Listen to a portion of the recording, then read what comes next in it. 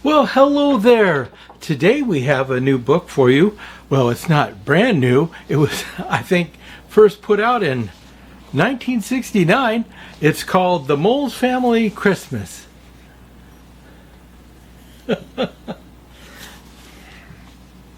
And it's by Russell Hoban and pictures by Lillian Hoban.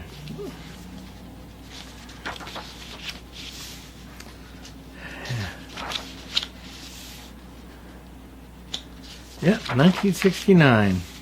It looks and feels brand new though, so it's a little slippery on the pages.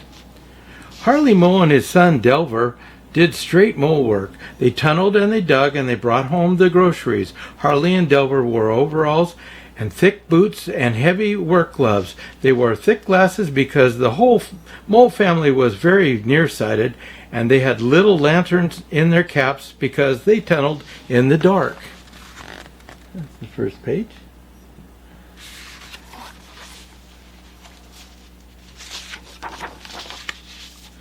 They tunneled in the springtime and in the summer. They tunneled through the fall and through the winter. While Harley's wife Emma cooked and cleaned and washed the overalls, all three of them worked every single day, and all days were the same for them. And you can see that.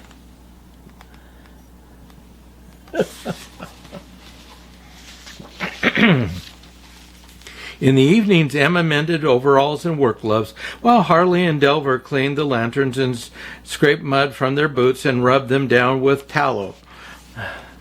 When Delver's chores were done, he polished up and sorted his collection of good-shaped stones and marbles and bits of colored glass that he had found while tunneling. And sometimes he just sat around and thought, "Delver is a brooder," Emma used to say to Harley. "Delver is a thinker," Harley always answered. "There's no telling what that boy might do when he puts his mind to something."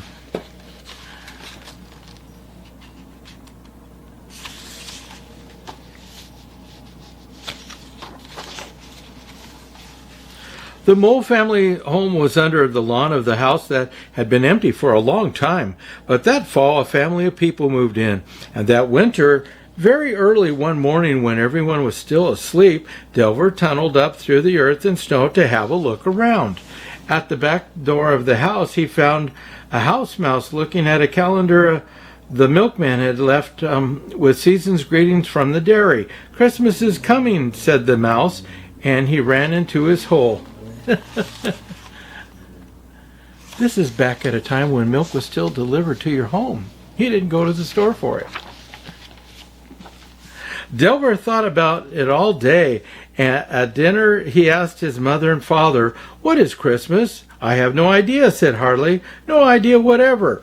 "Neither do I," said Emma. "Perhaps it's a people thing." Delver thought about it some more, and that evening when his chores were done, he went up to the people house. There he found a mouse again, dining on birdseed that had fallen from a feeder. "What is Christmas?" Delver asked him. "Several different flavors of paper and cardboard," said the mouse. "Fresh paste sometimes, and no end of ribbon, string, and nesting material, constant footsteps overhead, and no rest for anyone until he's come and gone." "Until who's come and gone?" said Delver. "Fat man in a red suit," said the mouse. "White beard. First there's a lot of stomping and snorting and jingling." Oh, I'll show you the pages.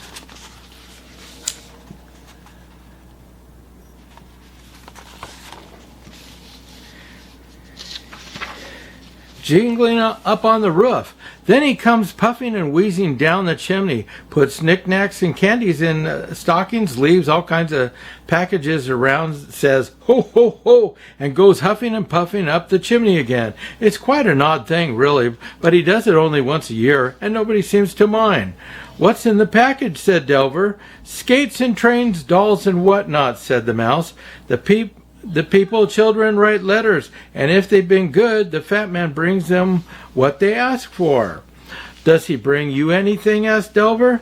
"No," said the mouse, "but then it's not my chimney, and I don't write letters. It's late," he said, "and I've got to be getting home before Ephraim Owl comes by on his evening rounds. Lovely night, isn't it? Look at all those stars." "Where?" said Delver. "Up in the sky," and the mouse And said the mouse, "Where else?" He shook his head and ran back into the house. Oh, and I'll show you those pictures.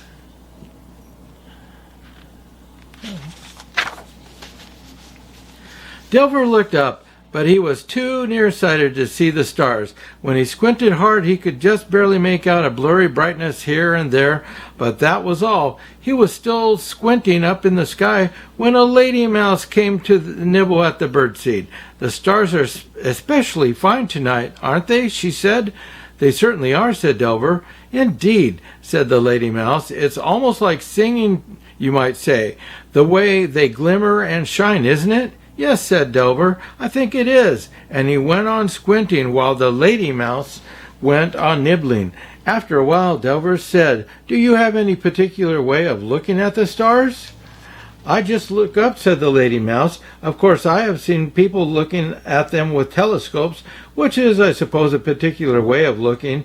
Look out," she cried, and dove into the shrubbery, pulling Delver with her as old Ephraim Owl swooped down upon them.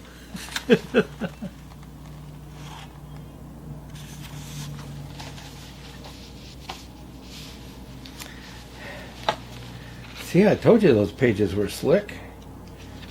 Hard to move them apart. "Ho, ho, oh, hoo, hoo," said Ephraim as he flew up with nothing in his talons. If not this time, then some other time." And he flew away, hooting and chuckling. "You'd better keep your eyes open," said the lady mouse to Delver. "He almost caught you." "I was thinking," said Delver, "what's a telescope? I believe that a telescope is something like an extra very far-sighted eye," said the lady mouse, "which would undoubtedly be helpful to anyone who might be somewhat nearsighted." "Undoubtedly," said Delver. "Thank you very much. Good night." And he tunneled slowly home, thinking about stars.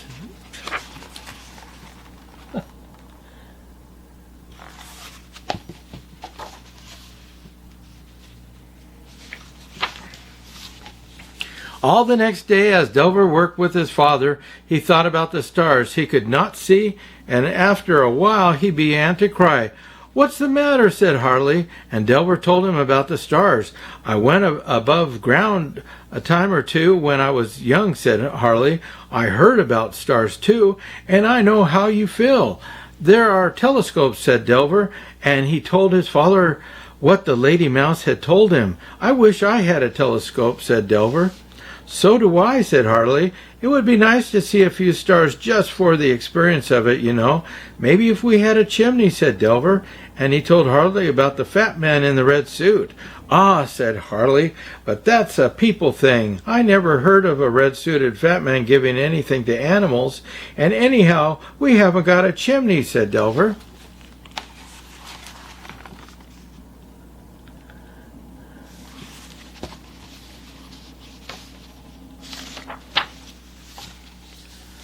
"We've got a stovepipe," said Harley, "same as any other animals."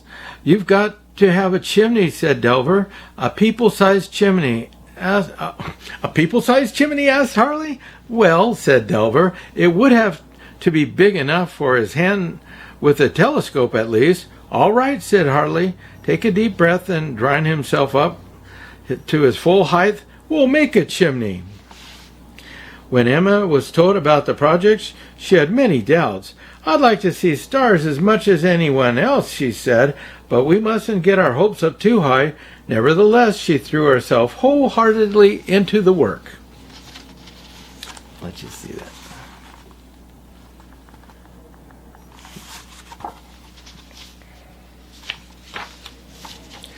The Mole family had many nighttime trips above ground for sand and cement for their mortar. Harley and Emma and Delver carried pieces of broken brick and heavy stones, always watching and listening for the owl. Old Ephraim failed to catch them night after night, but vowed that he would sooner or late dine upon them. "The longer it takes," he said, "the better you'll taste."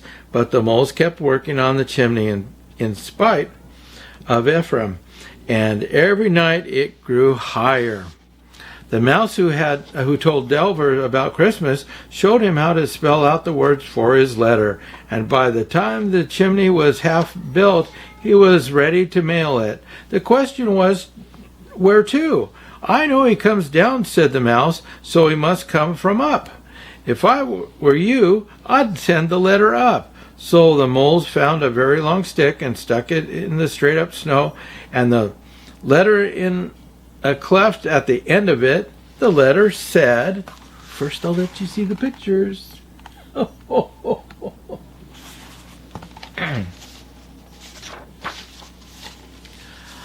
the fat man in the red suit, all of us moles down here have been good. We need a telescope so we can look at the stars. Maybe you don't give things to aminals.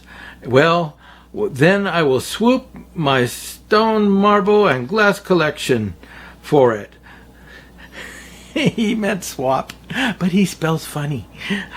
If that is not enough for my father and I could give you work in different tunnels and plane digging if you need any tunnels or plane digging done. Your friend Delver Mole. That night the mole stopped work before old Ephraim made his rounds, and so they were in bed when he passed overhead on silent wings. Old Ephraim saw the letter on the stick, snatched it up with his talons, stuck it in his back pocket, and flew away with it. When the moles came out the next night and saw that the letter was gone and that they were very pleased. Well, said Delver, now that it's been picked up, it's just a matter of time till the telescope comes.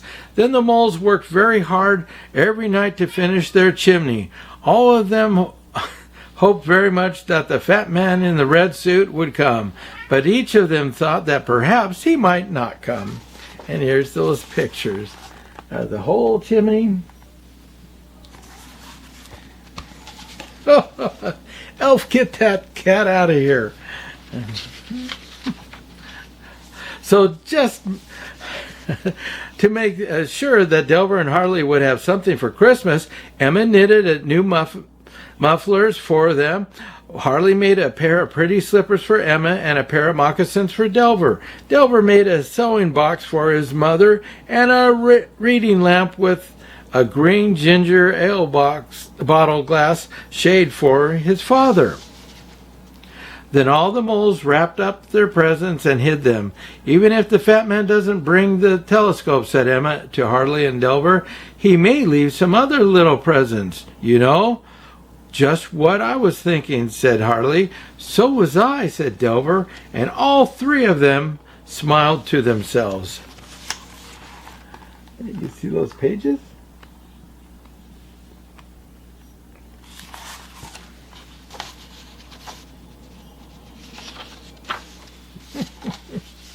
When the moles finished the chimney by the light of the moon on Christmas Eve, they were all exhausted. They sat on top of the chimney and sighed happily, smiling up at the stars they could not see, and they were so tired that they fell asleep sitting there in a row.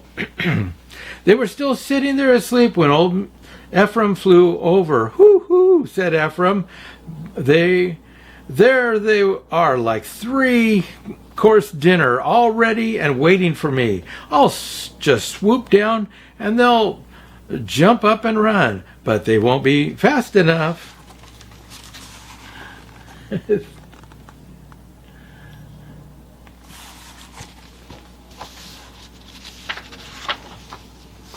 Ephraim swooped down, but the tired moles stayed fast asleep. This doesn't seem quite right, said Ephraim, and he flew up again. I'll hoot very loudly and count to 10 to give them a head start, and then I'll catch them. Whoo! He hooted. Wake up! But the moles would not wake up. Silly thing, said Ephraim. They write letters about telescopes and stars, and they slept out in the open by light of the moon. They certainly deserve to be eaten. Just then the midnight bells rang out in all the churches in town. The sound floated on the still air over the sparkling snow. Then from high up, under the silent singing stars, there came a faint jingling of sleigh bells. And all at once old Ephraim felt very jolly and full of fun. Wouldn't those moles feel foolish if they woke up and found themselves not eaten, he chuckled, and maybe just for fun, I'll give them a letter to whoever is way up there in a sleigh. Maybe he knows the fat man in the red suit.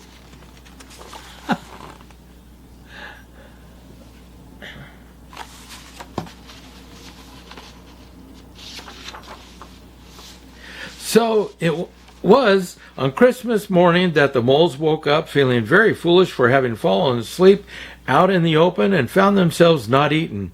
And there beside them on the chimney was a beautiful shining telescope. You see, said Delver, all it took was a chimney, and I didn't even have to swap my stone, marble, and glass collection. But the joke wasn't only on the moles, because when old Ephraim woke up that afternoon, he found a nicely wrapped package inside the door of the hollow tree where he lived. Inside the package was an elegant striped necktie, and a card says, "Seasoned greetings to a jolly good fellow from the fat man in the red suit. Best regards, S. Claus." Ho, ho, ho.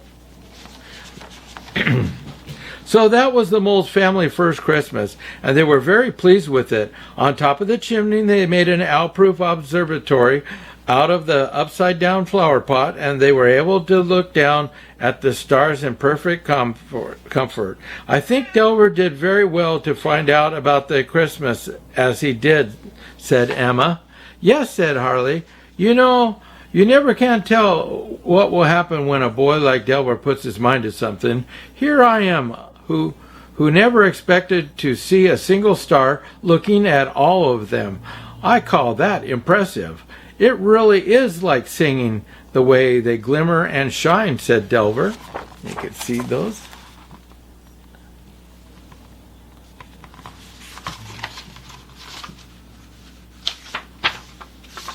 Even Delver's mouse friends, who were not at all nearsighted, found that they enjoyed viewing the stars through a telescope, and now they visit the mole's observatory often. Old Ephraim wears his necktie constantly. Although he still hunts the moles regularly, he has not yet managed to catch them. There has been talk of using a mole chimney next to Christmas for all of the local animals, and the mice are already at work on their letters to the fat man in the red suit. So is old Ephraim, who, being somewhat more knowledgeable, will address his letter to S. Claus. The end. Well, we hope you enjoyed that story, and look forward to seeing you next time.